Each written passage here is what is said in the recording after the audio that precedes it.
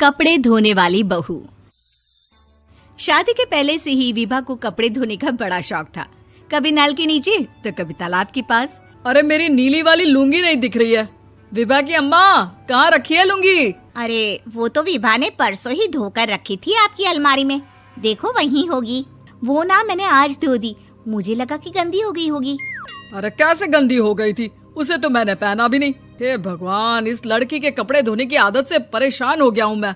जितना तो घर में राशन नहीं आता, उससे कहीं ज्यादा डिटर्जेंट पाउडर का खर्चा है। इसकी शादी करवा दो, शादी जाए अपने घर में ही करे काम, फिर चाहे घर के कपड़े धोने हो या पूरे गांव के। हाँ ठीक बोल रही हूँ, देखता हूँ मैं कोई लड़का। वो दिन भी आ जाता है जब विभा को देखने लड़के वाले आ जाते हैं। लड़की मुझे अच्छी लगी। होने वाली सास कहती है, बेटी अगर कुछ पूछना है तो पूछ लो। वैसे तो हमारी लड़की बहुत ही शर्मीली है, जो बोल दो वो मान लेती है, इसे क्या पूछना होगा। अरे कैसी बात कर रही हो माँ, मुझे इन लोगों के घर रहना है, सवाल तो कई है। हाँ हाँ बेटा, पूछ लो ना, क्या पूछना है। आप लोगों के घर कपड़े कौन धोता है? सास का मुंह बन जाता है। देखो, अगर तुम ये कहना चाहती हो कि तुम्हें कपड़े धोने नहीं आते तो सुन लो, कपड़े मैं ही धोती हूँ, लेकिन तुम्हारे आ जाने के बाद मैं रुमाल तक नहीं धोऊंगी। अरे चुप रहना भाग्यवान, बहू बेचारी घर आई नहीं, उसे डराना शुरू कर दिया। वो क्या है ना बिटिया, अभी तक तो ये कल्लू की माँ ही धोती थी, लेकिन अब तुम्हारे पापा तो दहेज में वॉशिंग मशीन देंगे ही। तभी विभा की माँ बोल पड़ती है, सवाल भी पूछा तो क्या। वैसे भाई साहब, मशीन की तो फिर भी कपड़े धोने की कैपेसिटी होती है। मतलब जो बिटिया दे रहे हैं ना विभा, इसे कपड़े धोने का बहुत शौक है। ये आप लोगों के क्या, आस पड़ोस गांव मोहल्ले सबके कपड़े धो दे और उफ तक ना करे। बाहर देखा नहीं आपने कितने कपड़े सूख रहे हैं? सब हमारी बिटिया ने ही तो धोए हैं। बस भी करो ना माँ, शर्म आ रही इतनी तारीफ सुनकर। और तो और एक दाग निकाल कर दिखाओ तो मान जाऊं। हाँ अच्छा, माफ करना बेटा, मैंने गलत समझा। हमें तो रिश्ता बहुत पसंद है। और ऐसे जुड़ जाता है रिश्ता कपड़े धोने का शौक रखने वाली विभा का। उसकी शादी हो जाती है कोयला फैक्ट्री में काम करने वाले कल्लू के साथ। शादी के बाद अचानक विभा चिल्लाती हुई सास के पास आती है। सासू माँ, अरे सासू माँ कहाँ है आप? ये तो धोखा है, धोखा दिया आप लोगों ने मुझे। इसे ससुर के चक्कर के बारे में पता चल गया। अरे तो उसमें तुझे क्यों धोखा मिला है? अरे नल में पानी नहीं आता, कपड़े कैसे कब धुलेंगे? अच्छा, तू पानी नहीं आ रहा उसकी बात कर रही है। तो आपने क्या सोचा? कुछ नहीं। अच्छा, तेरी माँ ने कहा था कि कपड़े धोने का शौक है तुझे, याद आया मुझे। शौक बोलकर कपड़े धोने वाले मेरे जुनून को कम ना आके सासू माँ, कपड़ा धोना मेरा गुरूर है।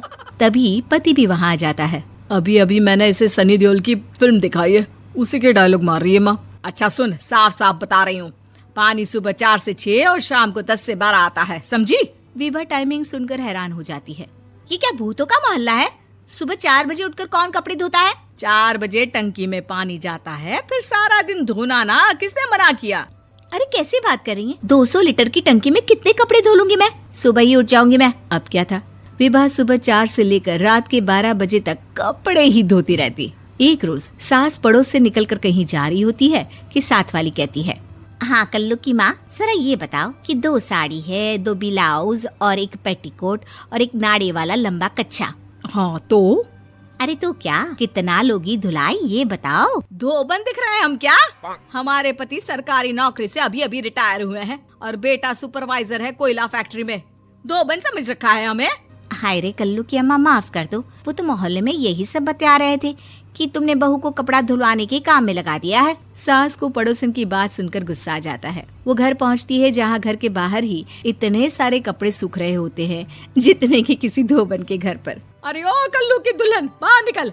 माँ जी यहीं आ जाओ, बाथरूम में चादर धो रहे हैं हम। अरे अभी हम धोते हैं, तुमको बाहर निकलो। ये आस पड़ोस वाले बोल रहे हैं कि हम बहू से कपड़े धुलवा कर उसे कपड़ा धोने वाली बना दिए हैं। अरे छोड़ो ना माँ जी, किन लोगों की बातों में आती हो? आस पास के लोगों का तो काम ही होता है कि वो किसी तरह सास बहू को लड़ा दे। बहू सारे घर के कपड़े धोती है, ये क्या कम है? बोलिए। सास को भी लग जाता है कि वो बहू का ये सनकीपन नहीं छुड़वा सकती, इससे अच्छा है कि खुद ही चुप हो जाए। एक रोज सास और बहू मंदिर जाते हैं, जहाँ सास की साड़ी वहाँ खड़ी भीख मांगने वाली से मिलती है। माँ जी क्या बात है, आपकी साड़ी उस भिखारन से कितनी मिल रही है ना? हाँ हाँ, देखो तो दोनों की साड़ी मिल रही है। क्या बात है कल्लू की अम्मा, तुम खुद को तो अफसर की बीवी बताती हो और ऐसी सिंपल सी प्लेन साड़ी पहनकर घूमती हो। सिंपल और प्लेन नहीं है ये साड़ी। तो क्या सोने के धागे से फूल बने हैं? कुछ भी सासू माँ, कुछ भी। हाँ, बने थे इस साड़ी में सोने के धागे से फूल। मेरे पति लेकर आए थे मद्रास से स्पेशली मेरे लिए 10,000 की। ताहे भाई साहब इस भिखारन के लिए भी सेम टू सेम साड़ी लेकर आए होंगे 10,000 की। सास उस वक्त तो कुछ नहीं कहती, लेकिन बहू के साथ घर आती है और अलमारी से एल्बम निकाल कर लाती है। ये साड़ी देख रही है, ये वही साड़ी है जिसे मैंने अभी पहना था। इस साड़ी में ये जो चमकदार फूल दिख रहे हैं ना, ये सोने के धागों से काढ़े गए हैं। लेकिन तू लोकल वॉशिंग मशीन ब्रश से घिस घिस कर सारे फूलों को निकाल कर साड़ी प्लेन कर दी। मुझे माफ कर दीजिए सासू माँ। और तो और, जब मैंने तुझे तेरी गलती के लिए कुछ नहीं कहा, लेकिन तूने तो सबके सामने मेरा मजाक ही बना दिया। क्यों? बहू को समझ में आ जाता है कि अब से उसका कपड़े धोना बंद। हमें बताएं कि आपको यह वीडियो कैसा लगा और आपने इससे क्या सीखा। अपने विचार कमेंट्स में साझा करें और हमारे साथ जुड़े रहें। इस प्रेरणादायक यात्रा का आनंद लेने के लिए सब्सक्राइब करें, लाइक करें और बेल आइकन दबाएं ताकि आप हमारी आने वाली वीडियो से अपडेट रहें। धन्यवाद।